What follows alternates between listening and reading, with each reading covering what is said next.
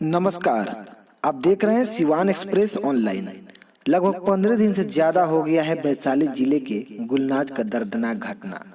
इस पर बिहार समेत न्याय को मांग को लेकर दल और समाजसेवी रोड पर कैंडल मार्च निकाल रहे हैं।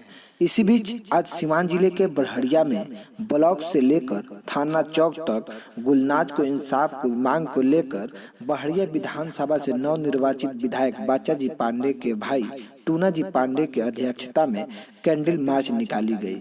इस कैंडल मार्च में कई दलों के नेता तो कई समाजसेवी शिरकत किए हुए थे। देखिए मेरा ये रिपोर्ट। नई नवेली सरकार पर किस प्रकार प्रहार किए टूना जी पांडे। कैंडल मार्च आज आप लोग बड़हरिया में निकाले हैं, क्या लगता है इससे इंसाफ मिल पाएगा? देखिए, सरकार तो बहरी हो चुकी है, हम लोग प्रयास कर रहे हैं, कोशिश कर रहे हैं, ऊपर वाले पर भरोसा है और न्यायालय पर भरोसा है, इंसाफ जरूर मिलेगा।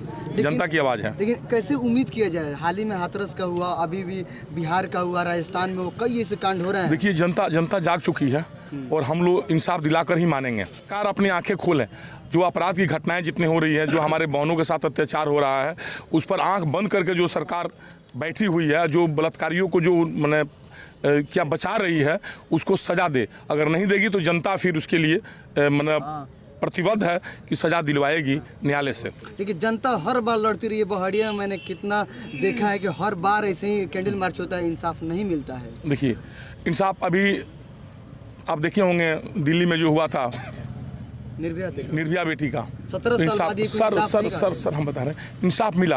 अगर उस टाइम कैंडल मार्च अगर नहीं निकला रहता तो 17 साल क्या 50 साल बाद भी उस बेटी को न्याय नहीं मिलता। इसलिए हम लोग अपना उम्मीद नहीं छोड़ेंगे, हम इंसाफ दिलवाएंगे हम लोग, चाहे इसके लिए जो हो।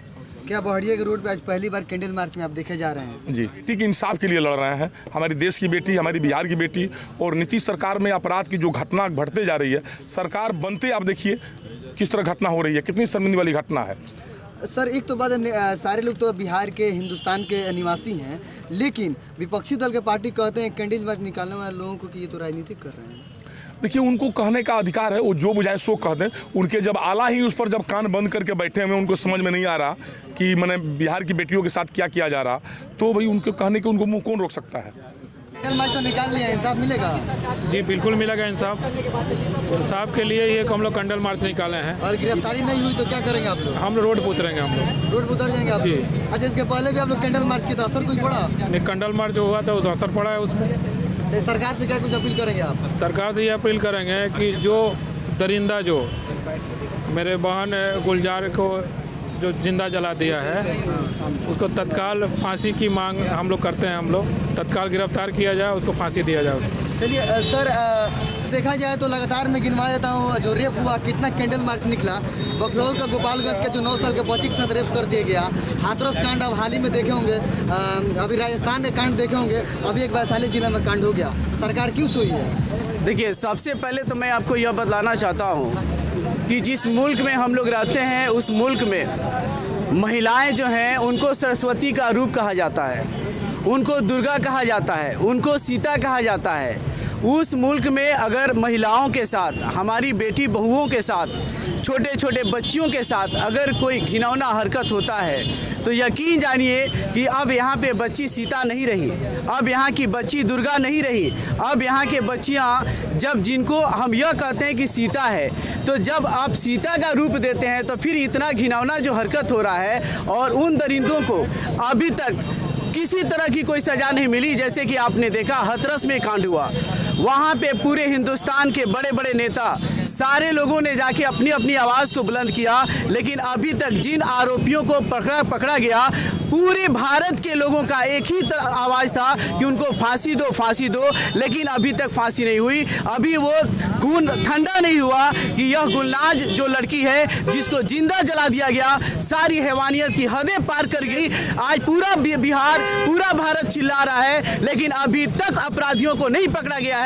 इसका एक ही मतलब है कि सरकार उसको संरक्षण दे रही है, और उसी संरक्षण के चलते आज वो अपराधी अभी भी भयमुक्त है। अगर उनको फांसी नहीं दी जाती जाती है तो पूरे बिहार में जन आंदोलन होगा और ऐसा आंदोलन की पूरे बिहार की सरकार के नींव को हिला के रख देगी।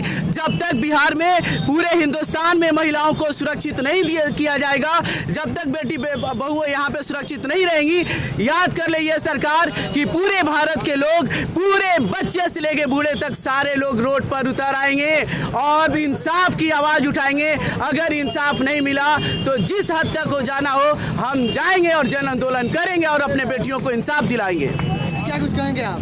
हम लोग बहन गुलनाज के लिए कैंडल मार्च निकाले हैं। ये जो हमारी सरकार है, नीतीश सरकार बहरी हो चुकी है, गूंगी हो चुकी है और ये नीतीश सरकार खुद बलात्कारियों को संरक्षक दे रही है। जाहिर सी बात है, अभी बाबा ने कहा तो ये बात कहीं ना कहीं सत्य है। नहीं तो अभी तक जैसे 20-25 दिन हो गया, चुनाव के पहले उसको जलाया गया था जिंदा आरोपियों द्वारा, अभी तक कोई कार्रवाई नहीं हुई बलात्कारियों पर। हम बिहार सरकार से मांग करते हैं कि जल्द से जल्द बलात्कारियों को गिरफ्तार किया जाए, नहीं तो इसके बाद हम लोग बड़ा जन आंदोलन करेंगे और जो सोई हुई सरकार है नीतीश सरकार, उसको हम जगाने का काम करेंगे और बहन गुलनाज को इंसाफ दिलाएंगे।